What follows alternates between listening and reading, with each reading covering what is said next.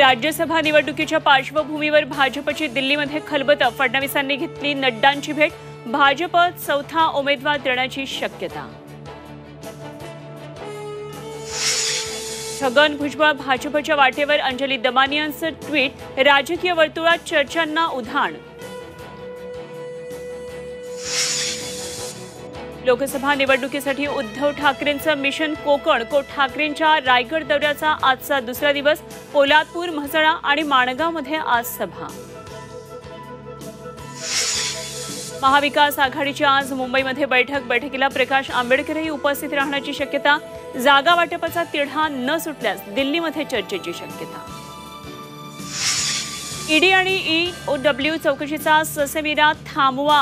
महापालिका अभियंता संघटनेची हायकोर्टात धाव। कोरोनात झालेल्या व्यवहारांबाबत कारवाई बेकायदेशीर असल्याचा दावा।